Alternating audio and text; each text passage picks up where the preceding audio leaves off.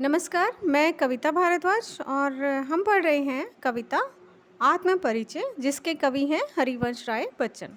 अभी तक हमने भाग 1 में पढ़ा कि किस प्रकार कवि जो हैं हरिवंश राय बच्चन जी हैं जो हैं अपने विगत जीवन की यादों की चर्चा कर रहे हैं, अपने जीवन की जो बीते हुए क्षण हैं उनको याद कर रहे हैं। हरिवंश राय बच्चन जी के साहित्य में ज़्यादातर व्यक्तिगत भावना जो है वो झलकती है और उनकी जो व्यक्तिगत भावना है उसमें सामाजिक भावना भी मिली हुई है। समाज को भी साथ में लेकर वो जी रहे हैं, चलते हैं। सुख-दुःख दोनों को ही वो साथ में लेकर जी रहे हैं। निजी अनुभूति सुख-दुःख का चित्रण ही उन्होंने इस कविता में किया है। उन्होंने यहाँ पर संसार को स्वार्थी भी कहा है कि संसार स्वार्थी है और कहीं पर वो संसार को अपूर्ण बताते हैं कि ये संसार अपूर्ण है। इसमें जो है ये संसार जो है उनको अच्छा नहीं लगता, अपूर्ण संसार मानते हैं और सुख-दुःख के समन्वय को स्थापित करके वो अपना जीवन जीना चाहते हैं। तो सुख और दुःख दोनों को साथ लेकर वो जी रहे हैं। अपने हृदय की पीड़ा को, अपने हृदय के दुःख को वो व्यक्त करते हैं कि अपने उन क्षणों को याद करते हैं जब उनकी प्रिया उनके साथ थी और उन क्षणों को ही वो संजोकर अपने मन में संजोकर वो जी रहे हैं और भले ही वो बाहर से हँसते हुए दिखाई देते हैं पर अंदर से वो रोते रहते हैं। तो चलिए आगे पढ़ते हैं। कर यत्न मिटे सब सत्य किसी ने जाना, प्रश्न पूछा गया है तो प्रश्न अलंकार यहाँ पर है। प्रश्न अलंकार,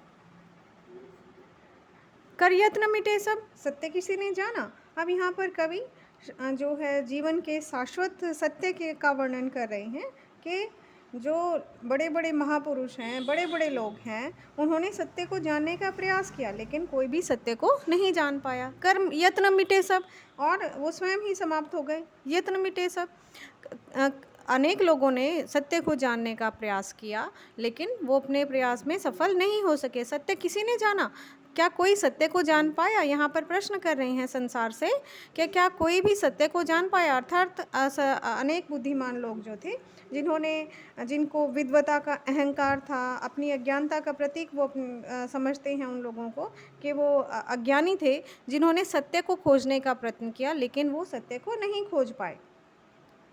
नादान वही है हाय जहाँ पर दाना, और ये संसार को यहाँ पर नादान कहते हैं कि संसार जो है वो क्या है, नादान है, मूर्ख है एक तरह से। हाय जहाँ पर दाना, और वहाँ पर जहाँ पर उन सभी एक तरह से जहाँ पर सत्य की खोज करने में लगे रहते हैं और जहाँ पर दाना सांसारिकता को फिर भी सांसारिकता को प्राप्त करने में लगे रहते हैं। जहाँ पर दाना, जहाँ उन्हें सांसारिकता अपना स्वार्थ दिखाई देता है वहीं पर वो ठहर जाते हैं। तो इसलिए वो संसार को मूर्ख कह रहे हैं कि नादान है संसार, सारा मूर्ख है। ये जानते हुए कि कोई भी सत्य को नहीं जान पाया वो फिर भी उसी सत्य को खोजने में लगे रहते हैं, उसी सांसारिकता को प्राप्त करने में लगे रहते हैं। फिर मूढ़ न क्या जग क्या जग जो इस पर भी सीखे। अब यहाँ पर जग को फिर से मूर्ख कह रहे हैं कि मूढ़ मतलब मूर्ख, कि इस पर भी संसार जो है वो सीखना नहीं चाहता है। इस संसार में जो है अक्लमंद लोग भी रहते हैं, समझदार भी हैं लेकिन मूर्ख भी रहते हैं। तो फिर मूढ़ न क्या जग, क्या ये संसार मूर्ख नहीं है? ये संसार के लोग जो हैं वो मूर्ख नहीं हैं जो इस पर भी सीखे, कि इस पर भी वो कुछ सीख नहीं रहे हैं, समझ नहीं रहे हैं, वो सत्य को नहीं पहचान पा रहे हैं। ठीक है, तो इसलिए वो इस संसार का एक तरह से संबोधन कर रहे हैं। मैं सीख रहा हूँ सीखा ज्ञान भुलाना। अब वो क्या कहते हैं, मैं सीख रहा हूँ सीखा ज्ञान भुलाना। जो सांसारिकता का ज्ञान उन्होंने सीखा है इसके बावजूद संसार मूर्ख है यह जानकर भी जो कुछ वो सीखना चाहते हैं लेकिन फिर भी वो वही सीखना चाहते हैं लेकिन कभी उस सीखे हुए ज्ञान को भुलाना चाहते हैं। जो सांसारिकता का ज्ञान संसार में रहते हुए उन्होंने सीखा है, जो सत्य की खोज में लोग लगे रहते हैं लेकिन फिर भी कोई सत्य को नहीं जान पाया है, तो उस सीखे हुए ज्ञान को जो कवि ने भी सीखा है, जिसे सांसारिकता रूपी जो ज्ञान है, जो सांसारिकता की शिक्षा उन्होंने ली है, उस ज्ञान को जो है कवि भुलाना चाहते हैं, अर्थात वो अपनी मस्ती में जीना चाहते हैं। अगर उन्होंने उस सांसारिकता के ज्ञान को नहीं भुलाया तो वो अपनी मस्ती में नहीं जी पाएंगे। ठीक है। तो इस प्रकार से कवि जो है उस सीखे हुए ज्ञान को, सांसारिकता रूपी जो सीखा हुआ जो ज्ञान है, उसे भुलाना चाहते हैं। अब यहाँ पर देखो सब सत्य, यहाँ पर अनुप्रास अलंकार है, प्रश्न अलंकार है, स्वर मैत्री पद मैत्री अलंकार तो है ही। रहस्य, एक तरह से रहस्यवादी चेतना यहाँ पर कवि ने दिखाई है, रहस्यवादी चेतना यहाँ पर उनकी दिखाई देती है, रहस्य छिपा हुआ है उनकी बातों में। गुण अगर कहें तो यहाँ पर माधुर्य गुण है, श्रृंगार रस है और माधुर्य गुण है। और छंद की बात करें तो मुक्तक छंद है। तो आगे देखते हैं। मैं और जग और कहाँ का नाता, मैं बना बना कितने जग रोज मिटाता, जग जिस पृथ्वी पर जोड़ा करता वैभव, मैं प्रति पग से उस पृथ्वी को ठुकराता। अब यहाँ क्या कह रहे हैं कवि, तो मैं और जग और कहाँ का नाता। अब यहाँ पर और शब्द का प्रयोग यहाँ पर 3 जगह हुआ है, तो तीनों जगह अलग अलग अर्थ है। यहाँ पर पहला जो मैं है वो कवि स्वयं के लिए प्रयोग किया है कि मैं, और वो स्वयं को कोई और मानते हैं। और जग और जग यहाँ दूसरा जो और है वो संसार के लिए प्रयोग किया है, ठीक है। और जो है तीसरा जो और है वो दुनिया के साथ संबंध के रूप में उन्होंने लिया है कि मैं अन्य और संसार भी अन्य है, मैं कोई दूसरा हूँ, मैं अन्य हूँ और संसार अलग है, संसार दूसरा है कोई और तीसरा उन्होंने दुनिया से संबंध नहीं है उनका दुनिया से, और कहाँ का नाता। तो यहाँ पर दुनिया से वो अपने संबंध को नकार रहे हैं कि मेरा इस संसार से, इस दुनिया से कोई भी संबंध नहीं है, मेरी और संसार की प्रकृति जो है वो बिल्कुल अलग है, हमारा जो स्वभाव है, मेरा स्वभाव कुछ और है, संसार का स्वभाव कुछ और है और मेरी कोई और मंजिल है, कहाँ का नाता, मैं बना बना कितने जग रोज़ मिटाता। और कवि कहते हैं कि अपनी कल्पना में मैं प्रतिदिन अलग अलग संसार का, अपनी कल्पना के रोज़ नए नए संसार बनाता रहता हूँ और रोज़ उनको मिटा भी डालता हूँ, ठीक है। तो इस तरह से अनेक संसार जो है वो स्वयं अपनी कल्पना में बनाते रहते हैं और उसे मिटाते भी रहते हैं। जग जिस पृथ्वी पर जोड़ा करता वैभव, मैं प्रति पग से उस पृथ्वी को ठुकराता। जग जिस पृथ्वी पर जोड़ा करता वैभव, ये संसार जो है इस धरती पर केवल क्या धन, वैभव, ऐश्वर्य के साधन जो है, सांसारिकता के जो साधन हैं, वो शान शौकत के जो साधन हैं, वो वैभव, शान शौकत, एक तरह से उस के संसार जो है जिस पृथ्वी पर जोड़ा करता वैभव, सांसारिक सुखों को प्राप्त करने में लगा हुआ है संसार, धन वैभव को एकत्रित करने में लगा हुआ है ये संसार, मैं प्रति पग से उस पृथ्वी को ठुकराता। और कवि जो हैं उससे कभी भी प्रभावित नहीं होते, इस दुनिया की जो शान शौकत है, दुनिया की जो वैभव है, सुख समृद्धि है, उससे जो है कवि प्रभावित नहीं होते हैं। और क्या कहते हैं कि ऐसी शान शौकत को मैं पग पर ठुकराता रहता हूँ, पग से, मैं प्रति पग से, हर पग पर, हर कदम पर, मतलब हर कदम पर कवि उस धन को, वैभव को, सुख समृद्धि को, उसे ठुकराते रहते हैं। उन्हें इस ऐश्वर्य से, इस धन से उन्हें कोई फ़र्क नहीं पड़ता, वो अपने कल्पना में एक ऐसे झूठे संसार जो केवल धन और दौलत को प्राप्त करने में लगे हुए हैं, ऐसे संसार तो वो रोज़ अपने कल्पना में जो है वो बनाते हैं और रोज़ मिटा डालते हैं। इस संसार की बातों का उन पर कोई प्रभाव नहीं पड़ता है। वो शान शौकत, जो संसार जिस पर जो उसको इकट्ठा करने में लगा रहता है, कवि उस ऐश्वर्य से परिपूर्ण जो जीवन है उसको पग पग पर ठुकराता रहता है और जो धन वैभव जो हैं उसे बिल्कुल भी विचलित नहीं कर पाते। तो इस तरह से उन्होंने यहाँ पर बताया है कि किस प्रकार उनका संसार से कोई भी संबंध नहीं है, अपने और संसार के संबंध को वो पूरी तरह से नकार रहे हैं। तो धन और दौलत के प्रति उनकी आसक्ति नहीं है, उनके प्रति धन और दौलत के प्रति उनका जो रवैया है वो बिल्कुल ही संसार से जुदा है। तो यहाँ पर भी अगर हम कहें और 3 बार प्रयोग हुआ है और तीनों बार अलग इसका अर्थ कह सकते हैं हम। तो यहाँ पर यमक अलंकार है,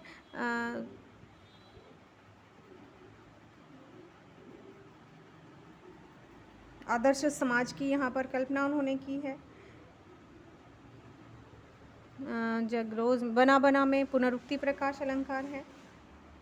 तो यहाँ पर शांत रस है, माधुर्य गुण है, भाषा सरल साहित्यिक खड़ी बोली है, पद मैत्री और स्वर मैत्री अलंकारों का प्रयोग हुआ है, पुनरुक्ति प्रकाश अलंकार का प्रयोग हुआ है और संसार के प्रति उन्होंने अपने दृष्टिकोण को स्पष्ट किया है।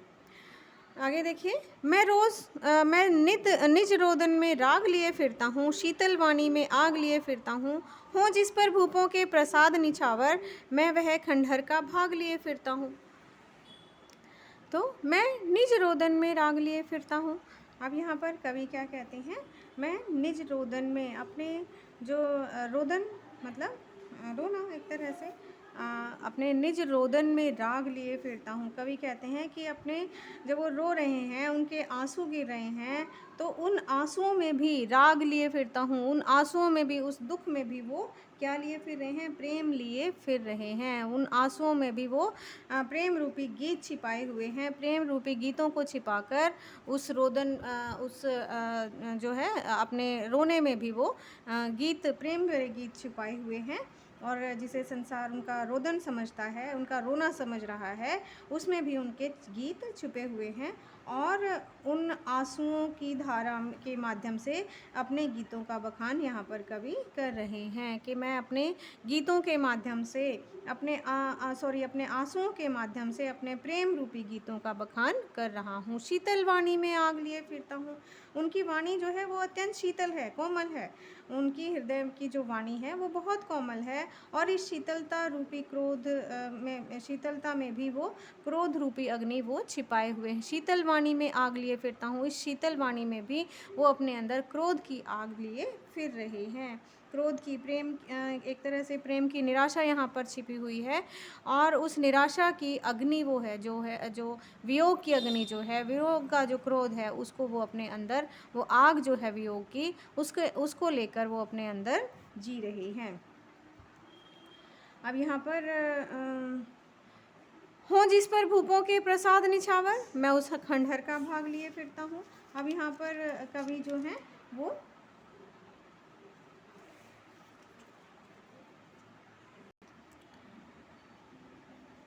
वो उस पर हो जिस पर भूपों के प्रसाद निछावर, के जिस पर अनेक बड़े राजाओं के बड़े बड़े महल भी न्यौछावर किए जा सकते हैं, मैं वह खंडहर का भाग लिए फिरता हूँ। मेरे पास खंडहर का वो खंडहर है, वो प्रेम का वो खंडहर है, उसका वो अंश अपने आप को मानते हैं।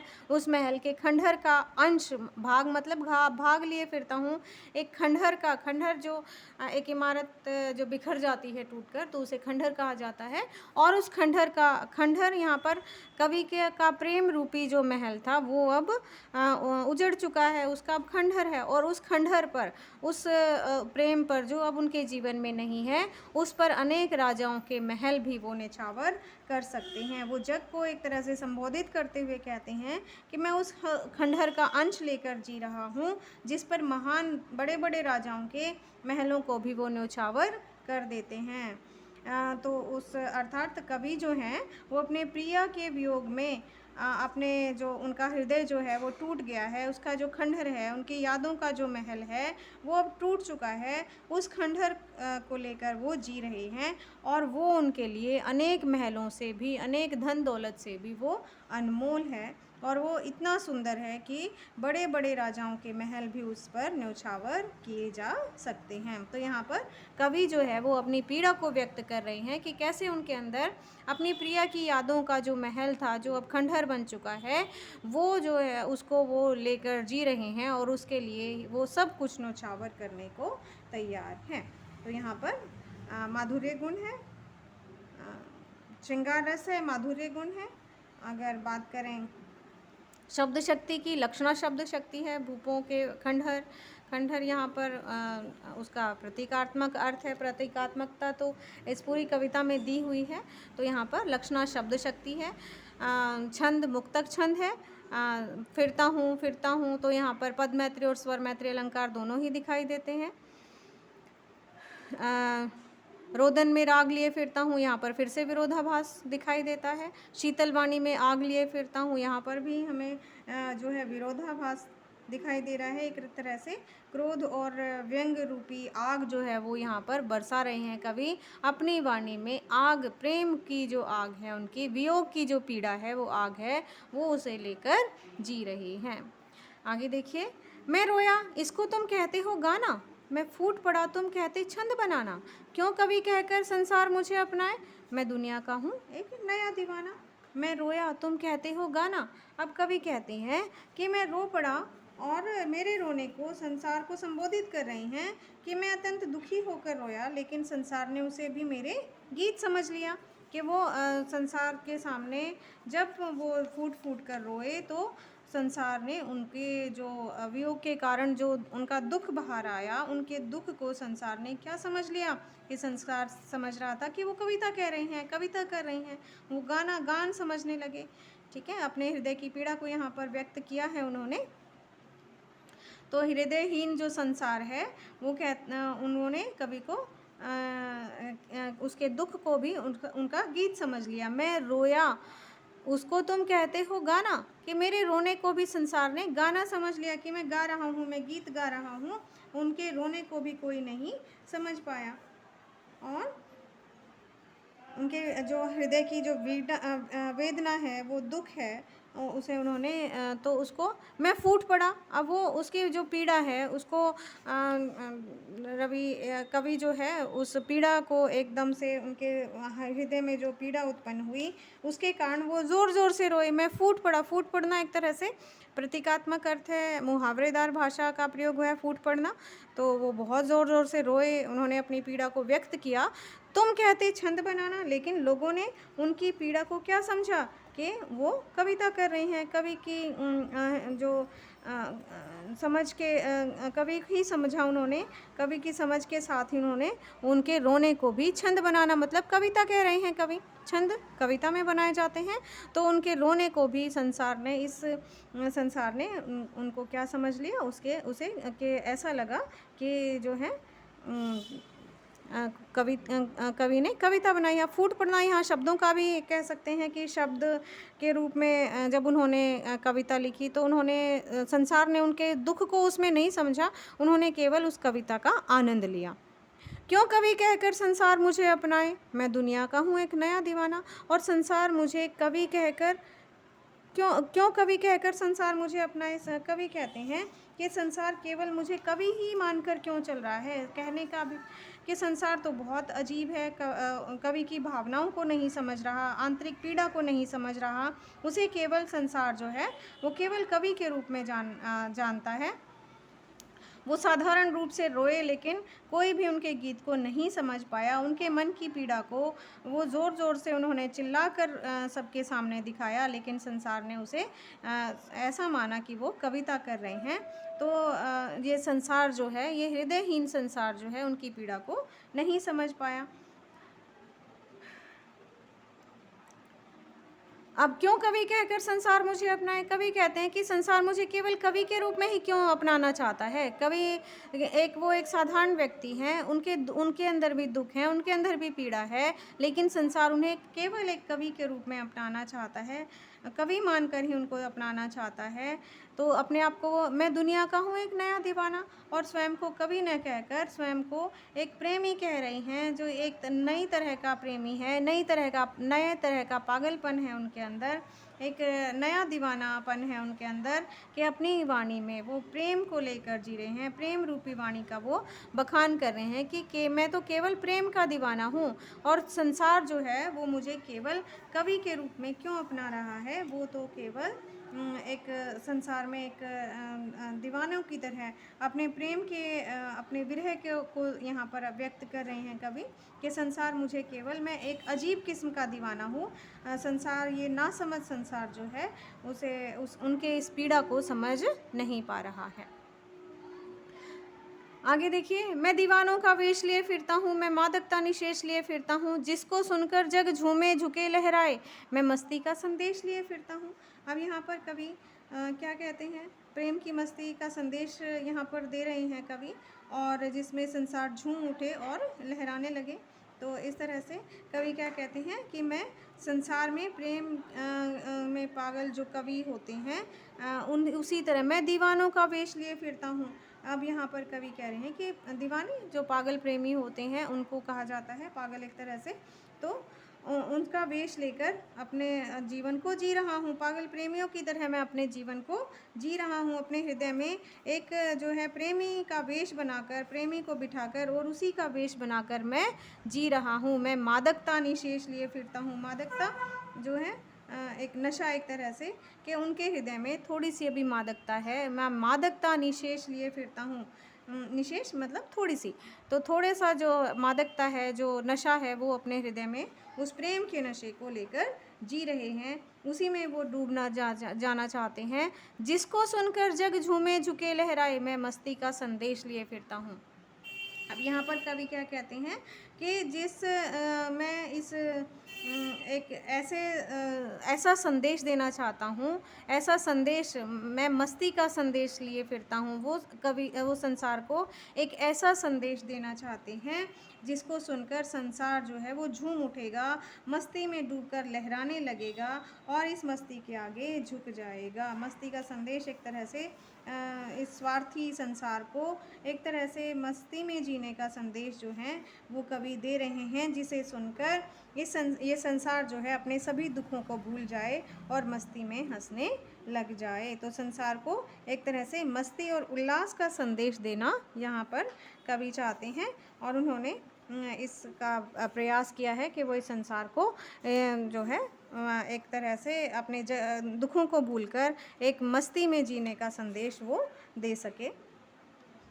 तो इसका काव्य सौंदर्य एक बार फिर से देख लेते हैं। स्वर मैत्री, पद मैत्री अलंकार दोनों है यहाँ पर। रस अगर मैं बात करूँ, रस वियोग श्रृंगार रस है, वियोग श्रृंगार रस है, माधुर्य गुण है, मुक्तक छंद है और जो भाषा है वो खड़ी बोली है। कहीं कहीं पर तत्सम और उर्दू शब्दों का भी प्रयोग हुआ है। स्वर मैत्री, पद मैत्री, अनुप्रास, यमक, रूपक तो कई तरह के अलंकारों का यहाँ पर प्रयोग हुआ है। तत्सम शब्दावली तो है जो है वो प्रचुर मात्रा में विद्यमान है। तो आशा है आपको समझ आई होगी कविता। अगर कोई उसमें फिर से संदेह है तो आप मुझे कमेंट कर सकते हैं।